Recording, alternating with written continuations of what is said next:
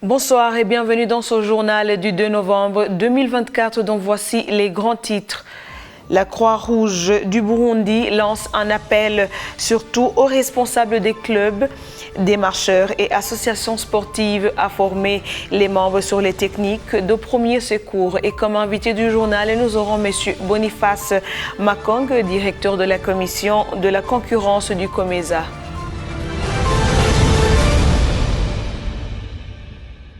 Comme je venais de le dire dans les grands titres, tout individu devrait avoir quelques notions sur les techniques de premier secours.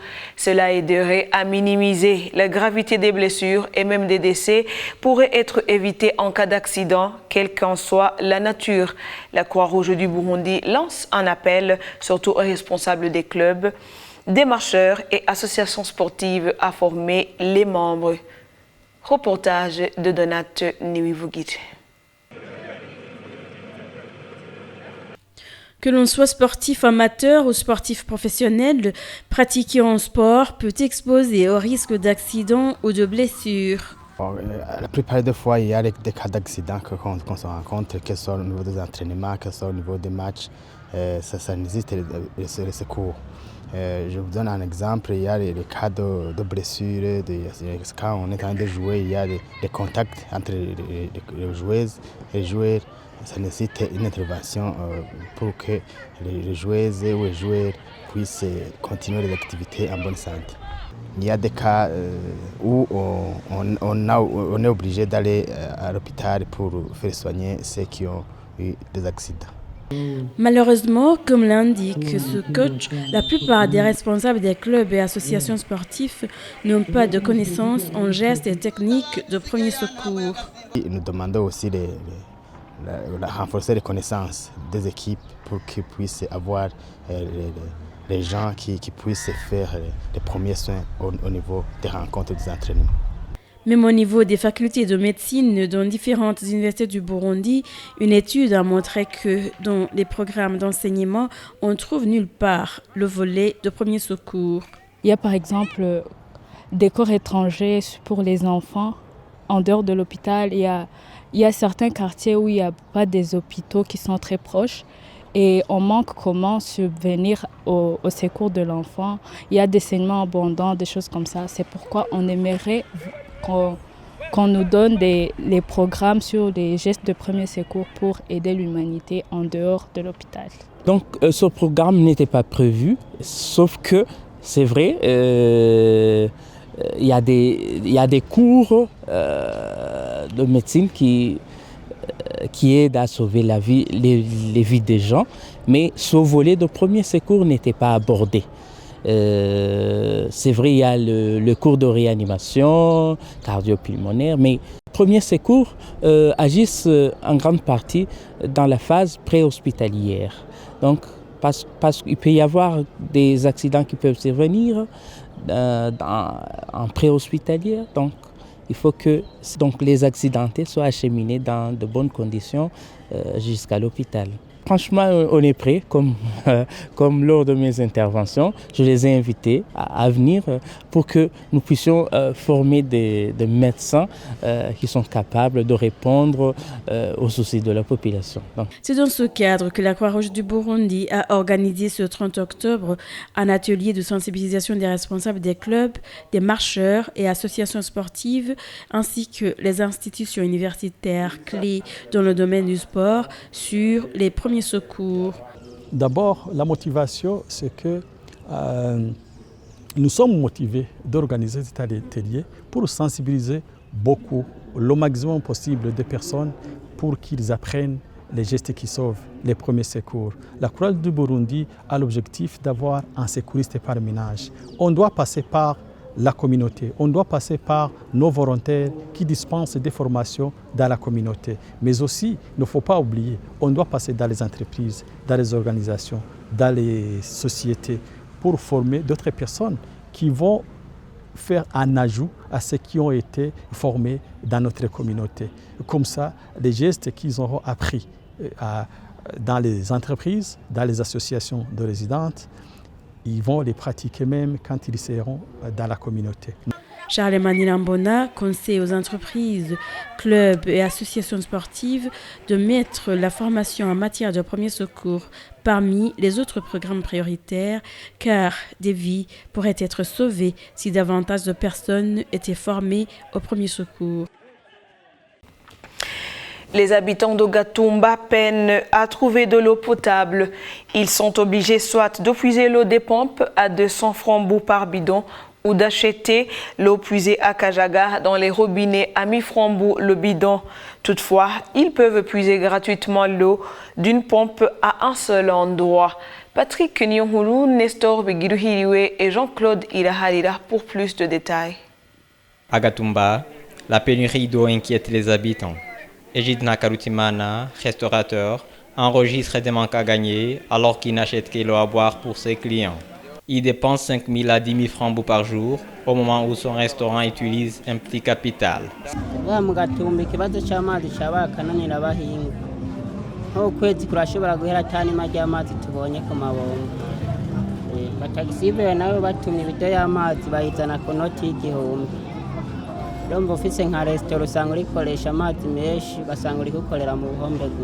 Sébastien Savimana, marié et père de 3 enfants, peine à trouver l'eau, mais recourt à l'eau des pompes. Il assure aussi le transport de cette eau à 200 francs pour le bidon, pour ceux qui en veulent. Bivanye nuko amazi abura keshi tuvoma amajoro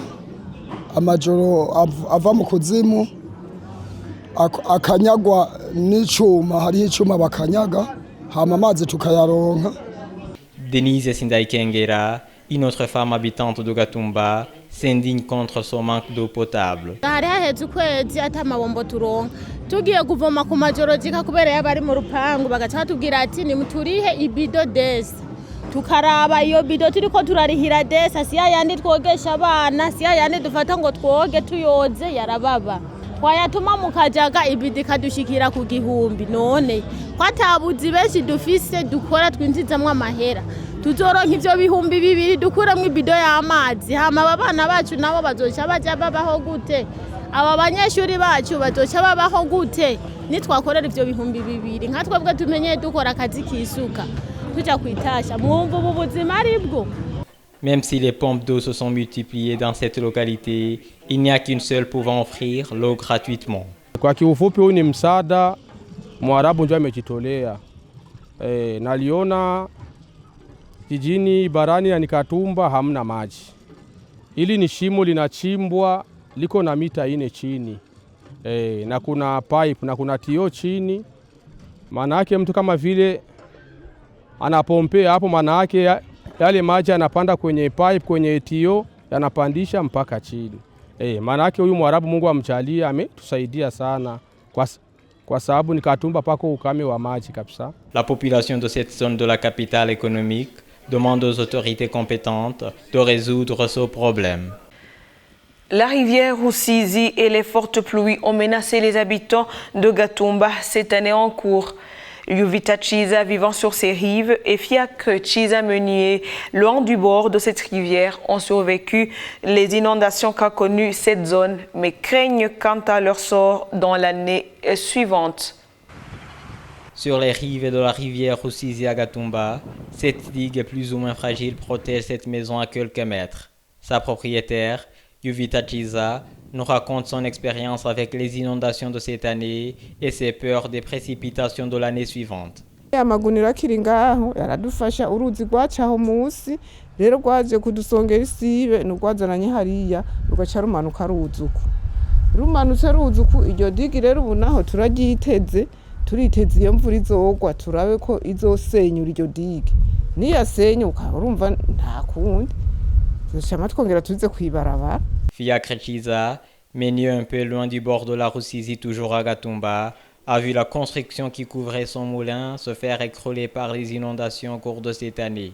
Aujourd'hui, il a recouvert son moulin par des tôles et espère que, l'année prochaine, la pluie ne sera pas abondante dans les montagnes surplombant la capitale économique. Urabona zino nzu zose ko zabomotse atari kano gapande gatoye kasigaye nakone n'Imana dufate yo yarakinze.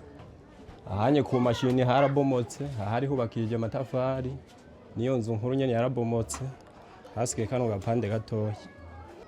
Uno mwaka ugiye kuza ukuntu amazi umuntu yoyitega twibaza yuko bivanye n'igihe nk'ubu amazi bishitse mu misozi ntigwa ari nyinshi amazi arashobora kutazoza muga mu gihe mu misozi imvura yogwa ari nyinshi byoshobora kugenda kwa kundi nyene.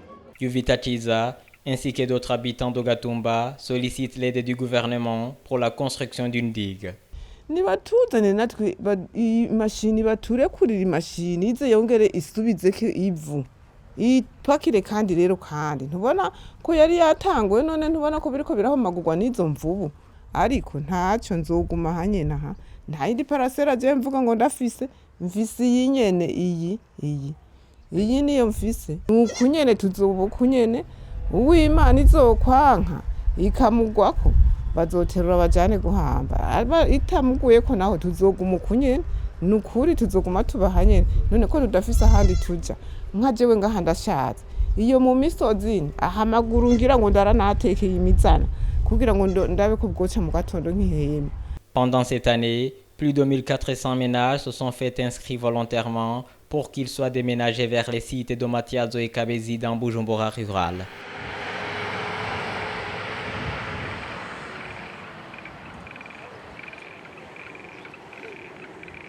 C'était le reportage de Patrick Nyonguru. La commission de la concurrence du Common Market for Eastern and Southern Africa est un organisme régional créé en vertu de l'article 6 des règlements pris en application du traité instituant le marché commun de l'Afrique orientale et australe, connaissant en sigle. Le mandat principal de la Commission est d'appliquer les dispositions des règlements en ce qui concerne le commerce entre les États membres et de promouvoir la concurrence au sein du marché commun en surveillant et en enquêtant sur les pratiques anticoncurrentielles des entreprises au sein du marché commun et en servant de médiateur dans les différends entre les États membres concernant les comportements anticoncurrentiels. Boniface Makong, directeur de la commission, nous en dit plus. Il est notre invité de ce soir.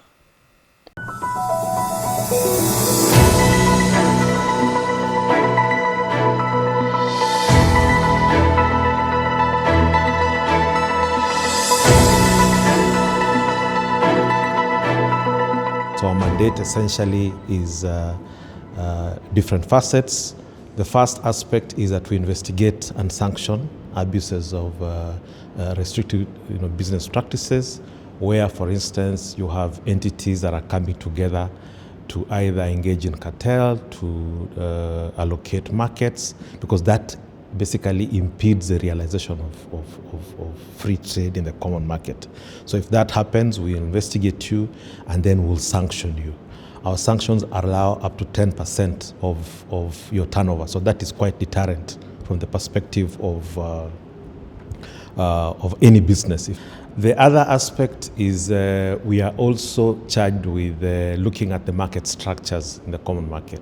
So basically to ensure that the market structures are competitive. How you do that is you ensure that you don't have a scenario where one entity is monopolizing, so to speak, sectors in the common market, because you realize that when you have a monopoly or high levels of concentration, that enables a few firms to set abnormally high prices, which are detrimental to the consumer, because the consumer is supposed to have products that are competitively priced, so that whatever level you exist as a consumer in the common market, you're able to get products that you can afford. You're able to get products that are innovative, so there's innovation, because people have to innovate to remain in the market. So to ensure that that happens is we ensure that whenever there is any merger that involves, that has a cross-border perspective, you have to seek our approval. And essentially when we are looking at your merger, then we have to determine that there's no competition concerns that the merger is going to raise before we approve it. The other aspect to our mandate is consumer protection. So essentially the product, this one now focuses on the products that are actually sold to consumers in the market. So for instance, if you're purchasing a product, say an electronic product, we want to ensure that you're not being deceived that you're buying a Samsung phone, yet it turns out that that is not a Samsung phone, that is a counterfeit. We want to ensure that you're also not being, there is nobody who is taking advantage of your bargaining position. So we look at what we call in terms of consumer protection, to ensure that there is no entity that is, imposing conditions on you. For instance, requiring you to opt for, assuming you took a loan, for instance, in Burundi, and you want to acquire a cheaper insurance product, or you are purchasing a vehicle and you want to acquire a cheaper insurance product. You are not compelled, to opt for a product that is more expensive than the one you can actually acquire as a consumer. We also look at things like defective products, and also where there is, for instance, recalls in developed countries. We also ensure that if that product has been sold in COMESA, that also the entity that is selling it is compelled to also recall the product. Those are some of the aspects of our mandate that we look at. So once we have investigated you, and I need to emphasize that, aspects of our mandate are about investigation. So for instance, if we are investigating you for abuse of a dominant position, or any contravention to do with a restrictive business practice or a consumer complaint, the process is we take you through an investigation process. We ensure that you have an opportunity to respond, to defend yourself. Then we make a decision, and that will be made by our board, essentially imposing a sanction, whatever sanction it is, depending on the case. Then you're allowed to appeal. So currently you can appeal to an appeals board that is established as part of our regulations. But now we are looking at how to improve our law to make it quicker, to make it more expedient for businesses. So we are now going to allow you to appeal directly to the COMESA Court of Justice. Burundians, for now, I think there are many ways you can take advantage of the commission. The most important for now is to, once the agency is in place, once the Burundi has a competition authority in place, I'm told you're in the process, very advanced stages of having one in place. Once you have that in place, then it is our duty as the COMESA Competition Commission to work very closely with that agency in establishing guidelines, in advocacy, informing consumers that this agency exists, in setting thresholds for the various things, including mergers that you'll be handling, and many other aspects, including capacity building of staff. We normally aid with capacity building of authorities in the common market, of staff, to ensure that you are capacitated, because as staff members you need to have capacity to carry out investigations and ensure implementation of the law that will have been established. Merci chers téléspectateurs de nous avoir suivis. C'est ici que s'achève notre journal du 2 novembre 2024. Bonne suite de nos programmes et à la prochaine.